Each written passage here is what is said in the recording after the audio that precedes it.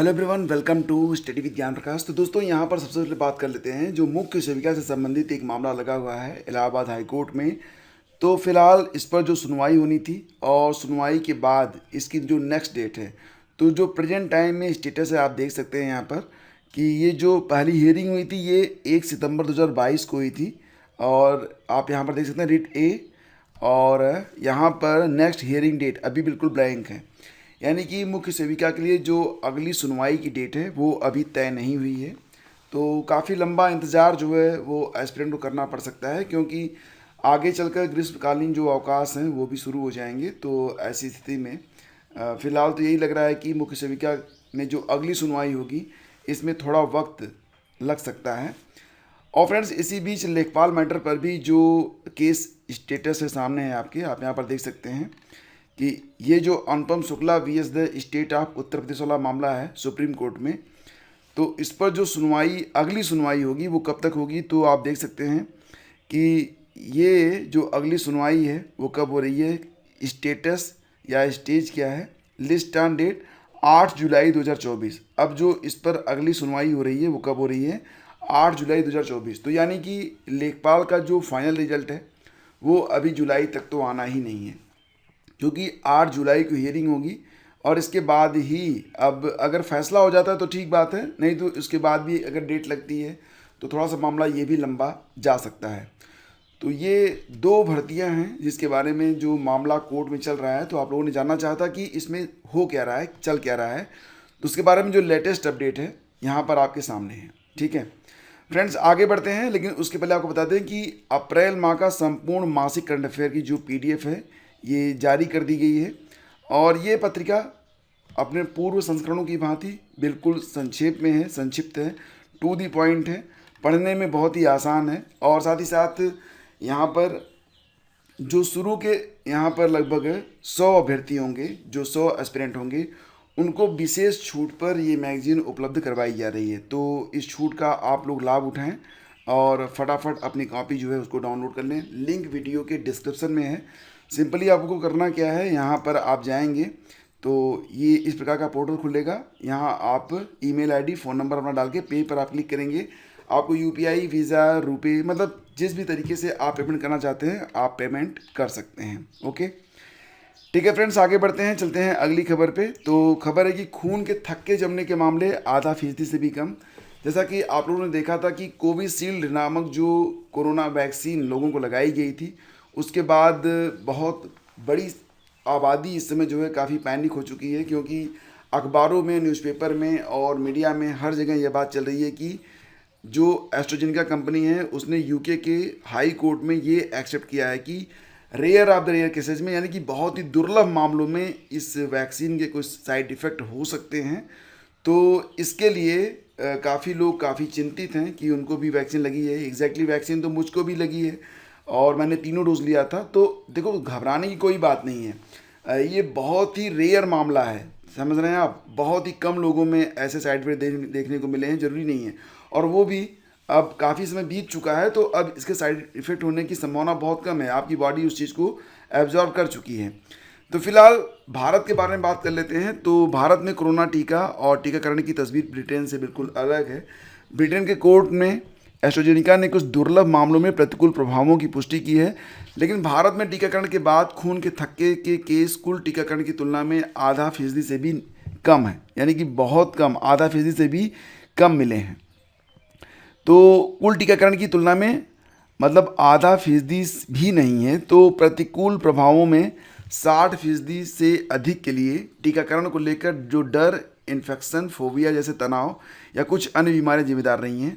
ये आंकड़े टीकाकरण के प्रतिकूल प्रभाव की जांच के लिए गठित राष्ट्रीय समिति की रिपोर्ट के हैं। 2021 से 2023 के बीच समिति ने 16 अलग अलग बैठकों में कुल 1681 प्रतिकूल मामलों की समीक्षा की। सभी मामले कोविशील्ड या कोवैक्सीन टीका की खुराक लेने के बाद तबीयत बिगड़ने पर अस्पतालों में दाखिल हुए लोगों से जुड़े थे। इनमें 520 लोगों की उपचार के दौरान मौत भी हुई थी। तो यहाँ पर समिति के अध्यक्ष डॉक्टर एन.के. अरोड़ा ने कहा कि देश में 200 करोड़ से अधिक खुराक दी गई। इसमें 174 करोड़ कोविशील्ड की थी। अगर खून के थक्के जमने या टीका से हार्ट अटैक आता तो अब तक आबादी में कई हज़ार लोग प्रभावित हो गए होते। टीकाकरण कार्यक्रम में 12 से ज़्यादा टीके शामिल हैं। इन सभी के प्रतिकूल प्रभाव अभी तक 1.20 लाख हैं। तो टीकों को लेकर कोई तनाव आप ना पालें। भारतीय आयुर्विज्ञान अनुसंधान परिषद यानी कि ICMR का कहना है कि टीकाकरण को लेकर तनाव नया नहीं है। इंजेक्शन का तनाव सभी उम्र के लोगों विशेषकर बच्चों में आम है। कुछ लोग तो टीकाकरण से डरते भी हैं, देरी करते हैं। इससे धड़कन, सिरदर्द, चक्कर, मतलब जब लगता है कि सुई लगने वाली है तो ये चीज़ें आती है सामने। तो फिलहाल ये बात तो बिल्कुल सही है कि भारत में निश्चित रूप से बहुत बड़ी संख्या में लोगों का टीकाकरण किया गया और आप लोग बिल्कुल घबराइए मत। अब इंजेक्शन लग चुका है और काफ़ी समय बीत चुका है। जो साइड इफ़ेक्ट होना था, जिन लोगों में परिलक्षित होना था, हो चुका है और ये rare of the rare matter है। बहुत कम लोगों में ये सिम्टम आएंगे। तो अगर आप घबराएंगे तो आपको ज़्यादा नुकसान हो जाएगा। ठीक है, फिलहाल तो आगे बढ़ते हैं। और कलंक कथा, विजिलेंस जांच के घेरे में कई जिला विद्यालय निरीक्षक। तो चयन बोर्ड सचिव के फर्जी हस्ताक्षर से जो नियुक्तियां की गई हैं शिक्षक भर्ती की, आपको याद ही होगा कि कानपुर में बड़ी संख्या में शिक्षकों की भर्ती हुई थी। उसमें एक फर्जी ईमेल आईडी क्रिएट की गई थी और उससे मेल भेज कर ये जो पूरी भर्तियां थी वो करवाई गई थी। तो ये मामला केवल कानपुर तक सीमित नहीं है। ठीक है, तो सहायता प्राप्त माध्यमिक विद्यालयों में प्रतीक्षा सूची के नाम पर शिक्षकों की नियुक्ति का जो खेल चल रहा है, तो कानपुर में पिछले दिनों 5 शिक्षकों की नियुक्ति का मामला तो सिर्फ बानगी भर है। अब तक मिली रिपोर्ट के मुताबिक कुल 33 शिक्षकों की नियुक्ति फर्जी दस्तावेजों के आधार पर हो चुकी है। खास बात यह है कि फर्जी नियुक्तियों की विजिलेंस जांच के बावजूद हौसला बुलंद साथी ने यह खेल कर डाला है। तो खबर मिल रही है कि संभल, बलरामपुर, मुजफ्फरपुर समेत तमाम जिलों में शिक्षकों की फर्जी नियुक्ति हुई है। हाईकोर्ट के आदेश पर इस मामले की विजिलेंस जांच के लिए अपर मुख्य सचिव दीपक कुमार ने सतर्कता विभाग के प्रमुख सचिव संजय प्रसाद को 13 अक्टूबर 2023 को पत्र लिखा था, जबकि कानपुर में 22 नवंबर 2023 को 5 फर्जी शिक्षकों की नियुक्ति जो है वो की गई है। तो इस प्रकार के मामले जो हैं वो देखने को मिल रहे हैं और पूर्व और वर्तमान DIOs पर होगी विभागीय कार्रवाई। फर्जी नियुक्ति में 2 लिपिक भी सस्पेंड किए गए हैं। तो जिन 9 लोगों की चयन सूची AD माध्यमिक की फर्जी ईमेल आईडी से जारी की गई, उसमें 2 कथित शिक्षिकाओं को कानपुर को 2 अलग अलग एडेड माध्यमिक विद्यालयों में कार्यभार ग्रहण कराया गया। कार्यभार ग्रहण कराने के मामले में तत्कालीन DIOs ने वेबसाइट से चयन सूची का सत्यापन कराने के शिक्षा निदेशालय से जारी निर्देश का पालन नहीं किया। इसके अलावा अन्य 7 फर्जी शिक्षक शिक्षिकाएँ कार्यभार ग्रहण नहीं कर पाए। ये फर्जी शिक्षक मिर्ज़ापुर, प्रयागराज, मेरठ, सीतापुर, मुजफ्फरनगर जनपद के हैं, जिनके विरुद्ध कानपुर में मुकदमा दर्ज किया जा चुका है। तो यहाँ पर देखिए जो ईमेल आईडी है रियल वाली, उसमें केवल है admadmik@gmail.com और जो क्रिएट की गई वो थी admadmik@gmail.com। तो बस पूरा खेल यहीं से शुरू हुआ है। और यहाँ पर ये भी है कि जो संबंधित अधिकारी हैं उन पर भी मतलब ये जांच चल रही है। और ये भी कहा गया है कि इसके अलावा दोनों जिला विद्यालय निरीक्षक यानी कि DIOs कार्यालय के एक लिपिकों सुनील कुमार और राजन टंडन को निलंबित किया गया है। कानपुर के मंडलीय शिक्षा निदेशक JD की जांच रिपोर्ट के बाद इन अधिकारियों के खिलाफ विभागीय कार्रवाई के लिए शासन को पत्र भेजा गया है। तो मामला ये है कि अपर शिक्षा निदेशक AD माध्यमिक की फर्जी ईमेल आईडी से वर्ष 2021 की TGT PGT भर्ती में कानपुर में फर्जी 9 लोगों की चयन सूची में कार्यभार ग्रहण कराने के मामले में जो तत्कालीन DIOs थे और वित्त और लेखाधिकारी तथा लेखाकार और वर्तमान DIOs को मतलब इन पर भी जांच बैठ रही है और ये लोग भी फंसते हुए नज़र आ रहे हैं। फ्रेंड्स, बात करेंगे इलेक्शन के बाद आपको जो राजकीय डिग्री कॉलेज हैं उसमें कुल मिला के लगभग 550 पदों पर आपको विज्ञापन देखने को मिल सकता है।